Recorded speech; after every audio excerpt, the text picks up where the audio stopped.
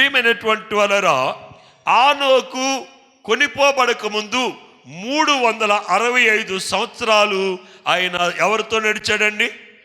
దేవునితో నడిచాడండి. అతడు లేచింది మొదలుకొని దేవునితో నడిచినట్లుగా మనం చూస్తూ ఉన్నాం. దేవునికి స్తోత్రం.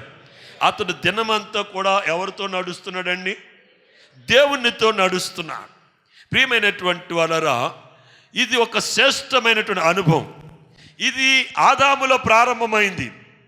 మరి ఆనోకు ఎలాగ దీనిని కొనసాగించాడు, ఏ రీతిగా ఆనోకు దీనిని కొనసాగించాడు అని మనం చూసినట్లయితే, ఆనోకు తండ్రి దేవునితో నడిచినట్లు లేదు, తాత దేవునితో నడిచినట్లు లేదు, అంతకు ముందున్న వారు దేవునితో నడిచినట్లు లేదు. ఎక్కడికో వెళ్ళిపోతే అక్కడ ఎవరు కనపడుతున్నారండి? ఆదాము కనపడుతుంది. ఆదాము దేవునితో నడిచెను అనే విషయము ఆదాము సంతతికి తెలుసు, వారి సంతతికి తెలుసు. కానీ వారు ఆదాము దేవునితో నడిచాడు అనే విషయాన్ని వారు జ్ఞాపకం చేసుకున్నారు, కానీ వారు దేవునితో నడిచినట్లుగా మనకు కనబడట్లేదు.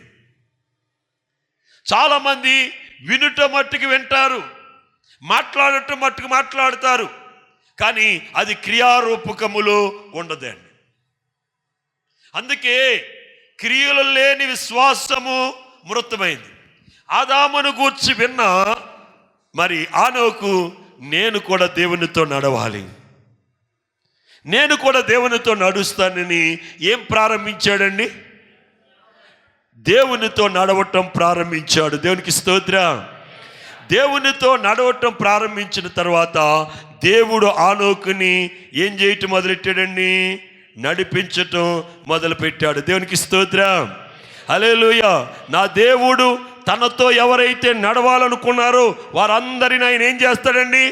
నడిపిస్తాడు. దేవునికి స్తోత్రం. హల్లెలూయా. నీ దేవుడు ఎలాంటి దేవుడండి? నీతో నడిచే దేవుడు. నీ దేవుడు ఎలాంటి దేవుడు? నిన్ను నడిపించే దేవుడు. నీ దేవుడు ఎలాంటి దేవుడు? నిన్ను విడువని దేవుడు. నీవు ఆయన చేతిలో నుండి విడిపించేసుకోవచ్చేమో, కానీ దేవుడు మట్టుకు నిన్ను విడిచిపెట్టడండి. ఆయన అంటున్నాడు, ముదిమి వచ్చు వరకు. ఏమంట? ముదిమి వచ్చు వరకు. దాని అర్థం ఏంటో తెలుసా? మరణం వచ్చే వరకు, నువ్వు చచ్చిపోయే వరకు కూడా ఆయన ఏం చేయడట? ఒక్కసారి చేయట్టుకున్నాడండి. కష్టం వచ్చినా, బాధ వచ్చినా, శ్రమ వచ్చినా, శోధన వచ్చినా ఆయన నిన్ను విడిచిపెట్టడండి.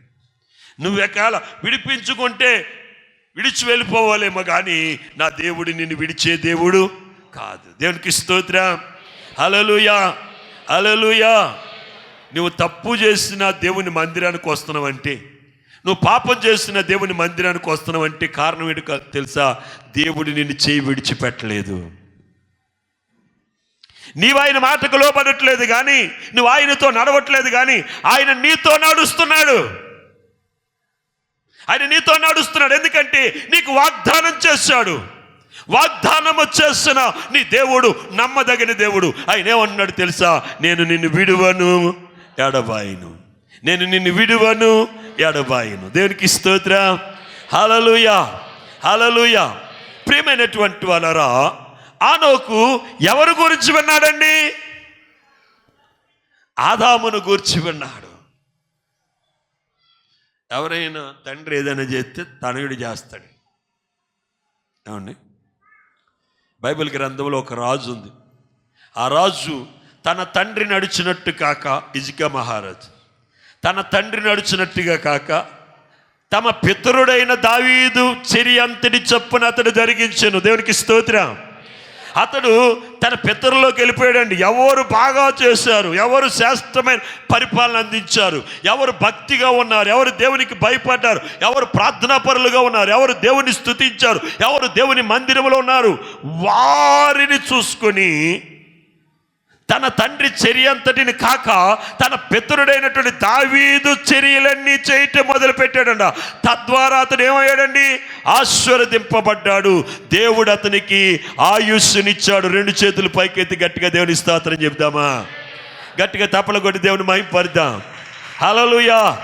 దేవునితో నువ్వు నడిస్తే నువ్వు ఆశీర్వదింపబడతావు. దేవునితో నువ్వు నడిస్తే నీకు ఆరోగ్యం ఇస్తాడు. దేవునితో నువ్వు నడిస్తే అభివృద్ధి పొందుతావు. దేవునితో నువ్వు నడిస్తే ఓటగా ప్రారంభమైన నీవు ఒక మహానదిగా మార్చబడతావు.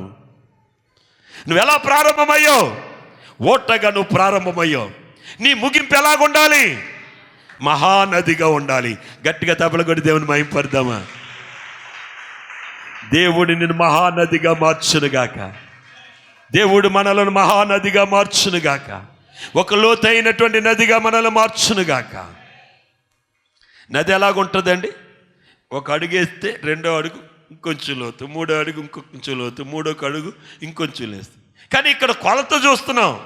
1000 మూరలటండి, ఒకే కొలత. 1000 మూరలు ఒకే కొలత. ఆదాము మొదలుకొని హనోకు వరకు మనం చూస్తున్నట్లయితే దేవుడు వారిని నడిపించినట్లుగా మనం చూస్తున్నాం. వారు దేవునితో నడిచినట్లుగా చూస్తున్నాం. ఈ అనుభవం ఏ అనుభవం తెలుసండి? శీలమండల అనుభవం. దేవునికి స్తోత్రం. హల్లెలూయా, హల్లెలూయా, హల్లెలూయా. అందరు గట్టిగా చెప్పండి, ఇంకా సంతోషంగా చెప్పండి, అయ్యా హుషారుగా చెప్పండి. అవును, హనోకు జీవితంలో 3 అనుభవాలు ఉన్నాయండి. హనోకు జీవితంలో 3 అనుభవాలు ఉన్నాయి. చూడండి, ఎబ్రీయులకు రాసిన పత్రిక 11వ అధ్యాయము 5వ వచనం. విశ్వాసమును బట్టి హనోకు మరణమును చూడకుండా కొనిపోబడెను.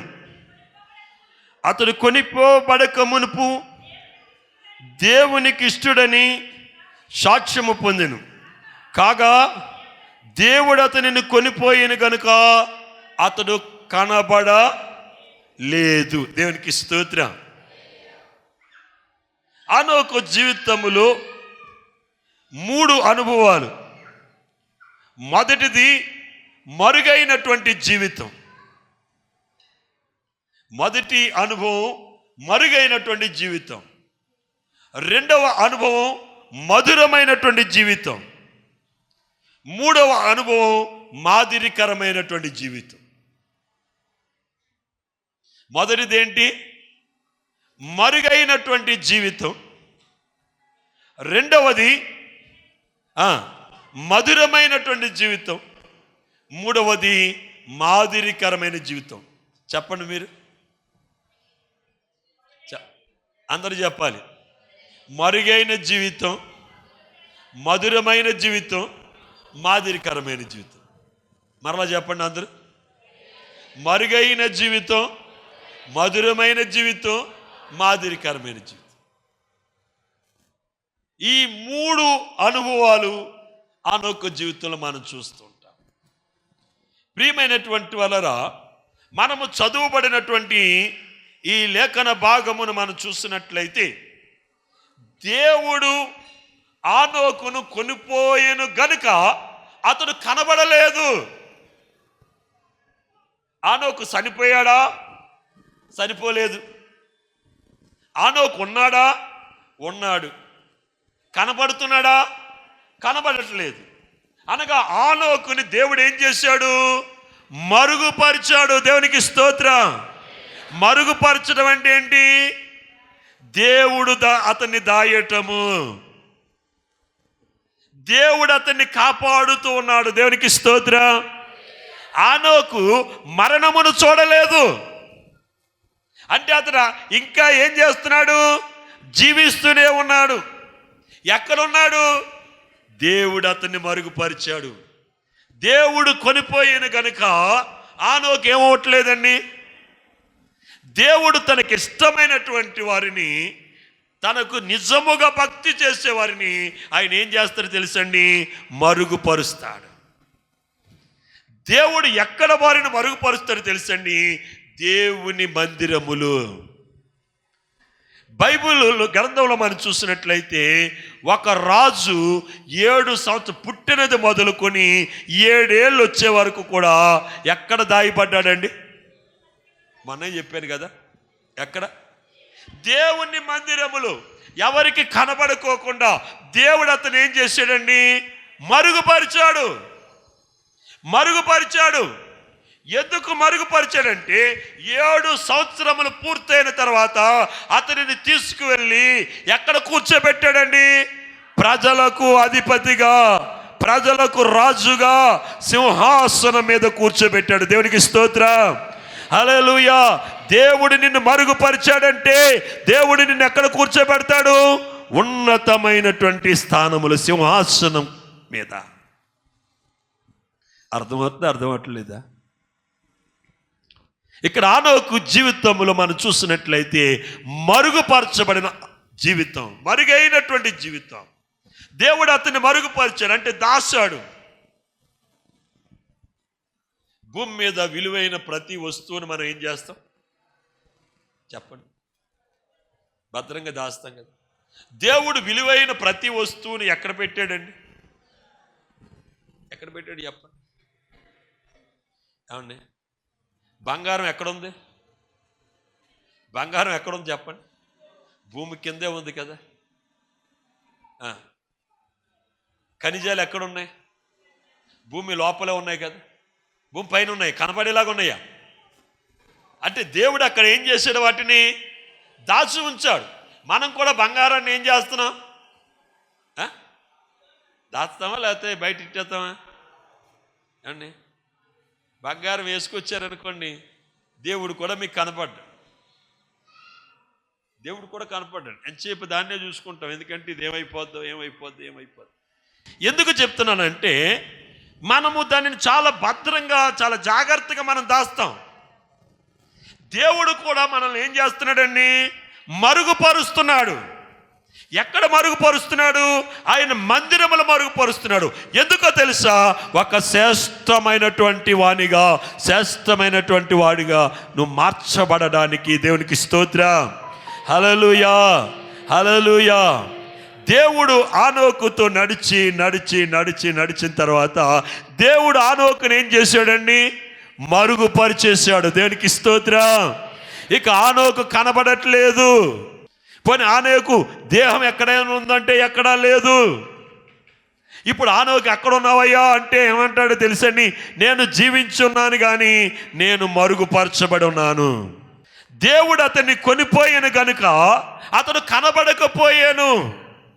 కొనిపోయి ఎక్కడ పెట్టాడు? ఒక మరుగైనటువంటి స్థలములు అతన్ని దాచాడు. మనము కూడా దేవుని చేత మరుగుపరచబడాలి. నీవు ఆయన చేత మరుగుపరచబడాలంటే నీకు ఆయనతో నడిచే అనుభవం. దేవునికి స్తోత్రం, హల్లెలూయా. ఆనోకు జీవితంలో మొదటిది మరుగుపరచబడిన జీవితం. రెండవది మధురమైన జీవితం అండి. ఏ జీవితం? మధురమైనటువంటి జీవితం అండి. అతడు కొనిపోబడక ముందు ఆనోకు దేవునికి ఇష్టుడని సాక్ష్యము పొందెను. దేవునికి స్తోత్రం. ఆనోకు సాక్ష్యం ఏంటో తెలుసండి? ఆనోకు సాక్ష్యం ఏంటి? దేవునికి ఇష్టడు. ఎందుకు దేవునికి ఇష్టడు అంటే ఆనోకు దేవుని ఆరాధించేవాడు. ఆనోకు దేవుని యొక్క వాక్యమును ధ్యానించేవాడు. ఆనోకు దేవునికి ప్రార్థన చేసేవాడు. ఆనోకు దేవునితో గడిపేవాడు. మనము కూడా దేవునికి ఇష్టలుగా ఉండాలి. ప్రియ దైవ జనాంగమా, నీవు దేవునికి ఇష్టడుగా ఉన్నావా లేక ఇష్టడుగా లేవా? దేవునికి ఇష్టరాలుగా ఉన్నావా లేక ఇష్టరాలు కాకుండా నీవు ఉన్నావా? ఒక వ్యక్తి దేవునికి ఇష్టడుగా మార్చబడాలంటే అతడు తన బాధ్యతను సక్రమముగా నిర్వర్తించాలి. ఆనోకు తన బాధ్యతను సక్రమముగా నిర్వర్తించాడు కనుక అతని జీవితము ఎలాగుందంటే మధురమైన జీవితంగా ఉంది. అతని జీవితంలో భార్య ఉంది, అతని జీవితంలో బిడ్డలు ఉన్నారు, అతనికి ఒక కుటుంబం ఉన్నది. దేవునితో నడుస్తున్నాను కదా అని కుటుంబాన్ని అతడు నిర్లక్ష్యము చేయలేదు. దేవునితో నడుస్తున్నానని కుటుంబాన్ని విడిచిపెట్టలేదు. మీరు అడగొచ్చు, అలా బైబిల్లో ఉందా అని. అలా బైబిల్లో ఉందా అని. ఏదని? ఆనోకు భార్యను బాగా చూశాడు, బిడ్డలను బాగా చూశాడని ఉందా? కానీ ఆనోకు తన కుటుంబాన్ని బాగా చూశాడు అని మనం స్పష్టంగా చెప్పగలం. ఎందుకో తెలుసా? తన సహోదరుని ప్రేమించని వాడు నన్ను ప్రేమించలేడు అని ప్రభువు అన్నాడు. ఎవరినట? తన సహోదరుణ్ణి ప్రేమించని వాడు నన్ను కూడా ప్రేమించలేడు. తన సహోదరుణ్ణి ద్వేషించేవాడు నన్ను కూడా ద్వేషిస్తాడని ప్రభు చెప్పాడు. ఆనోకు జీవితంలో ఏం సాక్ష్యం ఉందండి? ప్రభువుకి ఇష్టడు. తన కుటుంబాన్ని తాను ప్రేమించకపోతే, తన కుటుంబం యొక్క బాధ్యత అతను నిర్వర్తించకపోతే అతడు దేవునికి ఇష్టడవడు. చాలామంది భార్యను కొట్టి, భార్యను తిట్టి దేవుని సన్నిధికి వచ్చి ప్రార్థన చేస్తూ ఉంటారు, దేవునికి ఇష్టలుగా ఉండాలనుకుంటారు. నీ భార్యను ద్వేషిస్తే దేవునికి నువ్వు ఇష్టడవవు. నీ బిడ్డలను ద్వేషిస్తే నువ్వు దేవునికి ఇష్టడవవు. నీ కుటుంబాన్ని నువ్వు ద్వేషిస్తే నువ్వు దేవునికి ఇష్టడవవు. ఇక్కడ ఆనోకు దేవునికి ఇష్టడయ్యాడంటే దాని అర్థము ఆనోకు తన కుటుంబానికి కూడా ఎలాగున్నాడండి? చెప్పండి. తన కుటుంబాన్ని ఆనోకు ప్రేమించాడు. తన కుటుంబం యొక్క బాధ్యత తానే తీసుకున్నాడు. తన కుటుంబానికి కావలసిన అవసరతలన్నీ తానే తీర్చాడు. అవన్నీ తీరుస్తూ అతను ఎవరితో నడుస్తున్నాడండి? తన కుటుంబానికి ఇష్టంగా ఉంటూనే ఎవరికి ఇష్టంగా ఉన్నాడు? మనం ఒక పని చేస్తే రెండో పని చేయమని. ఏమండి? ఒక పని చేస్తే రెండో పని చేయం. కానీ ఆనోకు కుటుంబాన్ని చూసుకున్నాడు, దేవుణ్ణి చూసుకున్నాడు. కుటుంబం కోసం దేవుణ్ణి నిర్లక్ష్యం చేయలేదు, దేవుని కోసం కుటుంబాన్ని నిర్లక్ష్యం చేయలేదు. అర్థమవుతుందా? దేవునికి ఇచ్చే ప్రాధాన్యత దేవునికి ఇచ్చాడండి. కుటుంబానికి ఇచ్చే ప్రాధాన్యత కుటుంబానికి ఇచ్చాడు. మొదటిది మరుగైనటువంటి జీవితం, రెండవది మధురమైన జీవితం. అతని జీవితంలో అతను పొందిన సాక్ష్యము దేవునికి ఇష్టడు. మన జీవితంలో ఆ సాక్ష్యం ఉందా? నీ విశ్వాస జీవితంలో అటువంటి సాక్ష్యాన్ని, అటువంటి అనుభవాన్ని నువ్వు పొందావా? అది నువ్వు పొందాలంటే దేవునితో నడిచే అనుభవం నీకు కావాలి. ఈ శీలమండలంలో తేటో తెలుసండి, నడిచే అనుభవం. ఏ అనుభవం? నడిచే అనుభవం. ఆదాము దేవునితో నడిచాడు, ఆనోకు దేవునితో నడిచాడు. ఆనోకు జీవితము ద్వారా మనము 3 పాఠాలు నేర్చుకున్నాం. ఒకటి, అతనిది మరుగైన జీవితం. దేవునితో నడిచాడు కాబట్టి దేవుడు అతన్ని మరుగుపరుచుకున్నాడు. దేవునితో నడిచాడు కాబట్టి అతడు దేవునికి ఇష్టడని సాక్ష్యం పొందాడు. దేవునితో నడిచాడు కాబట్టి దైవ చిత్తానుసారమైన మనస్సు కలిగి ఉన్నాడు. దేవుడు అంటున్నాడు, నీ భార్యను నువ్వు ప్రేమించాలి. దేవుడు అంటున్నాడు, నీ భర్తకు నీవు లోబడి ఉండాలి. భర్తలారా, మీ భార్యను ఏం చేయమన్నాడు? ప్రేమించమన్నాడు. ఓ భార్యలారా, మీ భర్తలకు మీరు ఏమన్నాడు? లోబడి ఉండమన్నాడు. ఒకవేళ ఏదైనా సమస్య వచ్చిందనుకోండి, అది విడదీసే సమస్యగా మన జీవితంలో మారకూడదండి. ఆ సమస్య గురించి దేవుని సన్నిధిలో నువ్వు కొంత సమయం మౌనంగా ఉండు. సమస్య దాని అంతటా అది సర్దుకుంటుంది. నీ భార్య ఒకవేళ నీ మాటకు వినట్లేదు అనుకోండి, కొంత సమయం నువ్వు మౌనం వహించు. అయ్యో, నీ భర్త సరిగా ఉండట్లేదు, నువ్వు మౌనంగా ఉండు. నువ్వు తగ్గించుకో. సమస్య అదే ఏమవుతుందండి? అలా కాదని నువ్వు నీ భార్యను కొట్టినా, లేక నీ భర్తను నువ్వు దూషించినా సరే, నువ్వు దేవునికి ఇష్టడుగా. ఒక వ్యక్తి దేవునికి ఇష్టడుగా మార్చబడాలంటే తన కుటుంబంలో కూడా మంచి సాక్ష్యము కలిగి ఉండాలి. నేను చాలాసార్లు చెప్తాను, మన గురించి మనం చెప్పడం కాదు, నా గురించి నా భార్య చెప్పాలి. నా గురించి ఎవరు చెప్పాలండి? నా భార్య చెప్పాలి. ఆమె గురించి నేను చెప్పాలి. మీ గురించి ఎవరు చెప్పాలి? మీ భార్య చెప్పాలి. ఎందుకంటే మనము మన యొక్క రూపాన్ని, నిజస్వరూపాన్ని ఎవరి దగ్గర చూపిస్తాం? చెప్పండి. భార్య కూడా నిజస్వరూపం ఎవరి దగ్గర చూపిస్తుంది? భర్త దగ్గర చూపిస్తుంది కదండి. చాలామంది బయట ఎలాగ ఉంటారో తెలుసండి, అమాయకుల్లాగా ఉంటారండి. కానీ ఇంట్లో ఏం చేస్తారో తెలుసండి, భర్తకు రోజు ఎండుమిరగాయలు పొగాయి, రోజు ఎండుమిరగాయలు పొగానండి.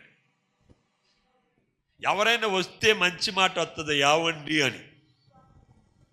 ఎవరు లేరనుకోండి, దేవుడు ఇజ్రాయేల్ ప్రజలను వారి మధ్యలో దేవుడు ఎన్నో అద్భుతమైన కార్యాలు చేశాడండి. చేసినప్పటికీ కూడా వారు దేవుని మీద ఏం చేసేవారండి, మాటికి సనుగుతుండేవారు. వారు ఐగుప్తు నుండి బయలుదేరి వాగ్దత్త దేశం వెళుతున్నప్పుడు ఎర్ర సముద్రం అడ్డొచ్చింది అండి. ఏం అడ్డుగా నిలిచింది? ఎర్ర సముద్రం అడ్డొచ్చింది. దేవుడు ఇజ్రాయెల్ ప్రజలతో అన్నారు, ఈ ఎర్ర సముద్రము 2 పాయలుగా మార్చబడి మీరు ఆరిన నేల నడిచి వెళ్తారు. ఇప్పుడు మీరు చూస్తున్నారే, ఈ ఐగుప్తు జనము, ఐగుప్తు సైన్యము, ఐగుప్తు రథాలను మీరు ఇంకా చూడరు అన్నాడండి. మీరు దాటి వెళ్ళిపోతారు. వాళ్ళు ఏమవుతారంటే ఇక ఉండరు. మిమ్మల్ని వెంబడిస్తున్నటువంటి ఆ మీ శత్రువు గొప్ప జనాంగము ఇక ఉండరు అని చెప్పి ఆ ఎర్ర సముద్రాన్ని 2 పాయలు చేసేసాడు. ఈ పక్కన ఒక గోడలాగా, ఈ పక్కన ఒక గోడలాగా, మధ్యన ఆరిపోయిన రోడ్డు అటండి. ఆరిపోయిన రోడ్డు, ఒక సిమెంట్ రోడ్డు మాదిరిగానటండి. ఆరిన నేలనటండి ఇజ్రాయెల్ ప్రజలు అటండి దాటేస్తున్నారు. ఒక్క ప్రాణం కూడా పోలేదటండి ఇజ్రాయెల్. ఒక్క పశువు, ఒక్క గొర్రె, ఒక మేక, ఒక బిడ్డ, ఎవ్వరికి కూడా ప్రాణహాని జరగలేదటండి. అందరూ కూడా దాటి వెళ్ళిపోతున్నారటండి. వెనకాల గొప్ప సైన్యం, ఐగుప్తు సైన్యము రథములతో రౌతులతోటి గొప్ప సైన్యం వచ్చేస్తుంటే వారందరూ కూడా సముద్రంలో ఏమైపోయారండి. ఇక మరలా వారిని మీరు చూడరన్నారు. ఇక కనబడలేదండి. బతుకుంటే ఎప్పుడైనా కనబడాలి, కానీ వారి ప్రాణాలన్నీ కూడా దేవుడు తీసేసి ఎంత అద్భుత కార్యం చేశాడండి. అందరూ 2 చేతుల పైకి దేవునికి స్తోత్రం చెప్పండి. ఇలాంటి కార్యాలు ఎవరు చేస్తారు? ఇంత అద్భుతమైన కార్యం చేస్తే ఎర్ర సముద్రం దాటి సీను అరణ్యములోకి వచ్చిన తర్వాత వీరు మరలా దేవుడిని ఏం చేశారండి? శోధించారు. దేవుని మీద ఏంటండి? సనిగారండి. ప్రియమైనటువంటి వారా, దేవునితో నడుస్తున్నప్పుడు కొన్ని కష్టాలు, కొన్ని బాధలు, కొన్ని శ్రమలు మనకు వస్తాయి. వచ్చిన ఆయన విడిచిపెట్టనన్నాడు. మనము కూడా కష్టాలు వచ్చినా, బాధలు వచ్చినా యేసయ్య చేతిలోనే మన చెయ్యి ఉండాలి.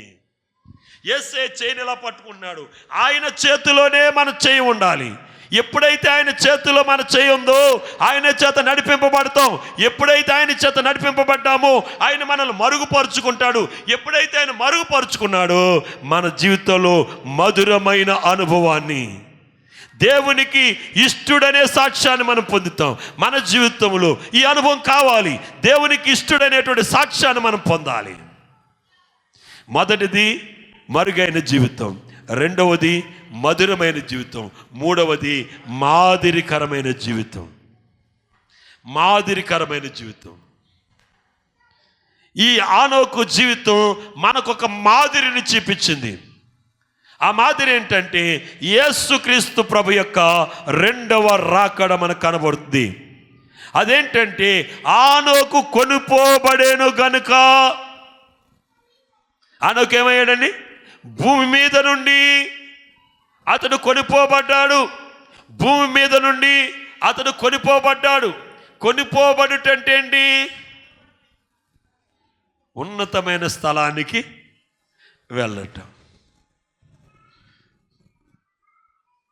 యేసయ్య 2వ రాకడ వచ్చినప్పుడు భూమి మీద ఉన్న మనం అందరము కూడా ఏమవుతాం? కొనుపోబడతాం, ఎత్తబడతాం. దేవునికి స్తోత్రం. ఈ కొనుపోవుట అనే అనుభవం 2వ రాకడకు సాదృశ్యం. మన జీవితంలో ఈ మాదిరి, మన జీవితంలో దీని కొరకు మనం ఏం చేయాలి? ఎదురు చూస్తూ ఉండాలి. దేవునికి స్తోత్రం. హల్లెలూయా. ప్రియ దైవ జనాంగమా, ఆనోకు జీవితం మనం చూస్తున్నట్లయితే అతడు దేవునితో నడిచాడు. హనోకు జీవితాన్ని మనం చూసినట్లయితే అతని జీవితము మరుగుపరచబడింది, అతని జీవితము మాదిరికరంగా ఉంది, అతని జీవితము మనోహరంగా ఉంది, అతని జీవితము మాదిరికరమైన తండ్రి, ప్రేమ కలిగిన దేవా, నిన్ను హృదయముతో నిన్ను స్తుతిస్తున్నాను నేను. ఇప్పుడు వరకునైనా నీ పరిశుద్ధ సన్నిధిలోనైనా మిక్కిలి అల్పుడనైనటువంటి నేను నీ పాదదాసు నన్ను మరుగుపరుచుకునేనా, నాతో మాతో నువ్వు మాట్లాడు నేను. శ్రేష్టమైనటువంటి మాటలు నేను ఒక కొత్త అనుభవంలోనికి, నేను ఒక లోతైన అనుభవంలోనికి మేము నడవడానికి హనోకును మాదిరిగా మాకు చూపించావు ప్రభా. హనోకు వలె నీతో నడిచే అనుభవం మాకు కావాలి ప్రభా. నేను హనోకు నువ్వు ఎలాగైతే నడిచావో అలా మాతో మీరు నడవండి యేసయ్యా. మమ్మల్ని చేయి పట్టి మీరు నడిపించనయ్యా, మమ్మల్ని చేయి పట్టి మీరు నడిపించండి. మా చెయ్యి ఎంత మాత్రం మీరు విడిచిపెట్టదయ్యా, మా చెయ్యిని ఎంత మాత్రం మీరు విడిచిపెట్టదు.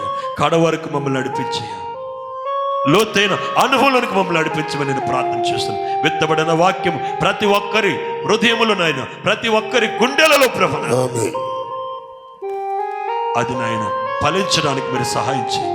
మంచి నేల పడ్డ విత్తనం ఎలాగైతే 30 60 100 అలాగే విత్తబడిన వాక్యము ఫలింపజేసిన లైవ్ ద్వారా ఎంత మంది అయితే ఈ యొక్క వర్తమానం ఉన్నారు వారిని, వారి కుటుంబాలను కూడా మీరు దీవించమని ఈ సమయం ముందు నీ సన్నిధానంలో ప్రతి ఒక్క బిడ్డను కూడా పేరు పేరు చెప్పడం మీరు దీవించమని యేసు క్రీస్తు పరిశుద్ధ నామమును బట్టి ప్రార్థించి స్తుతించి బతిమాలు వేడుకుంటున్నాం తండ్రి. ఆమేన్. అందరికీ వందనాలండి. ప్రభు మిమ్మల్ని దీవించను గాక.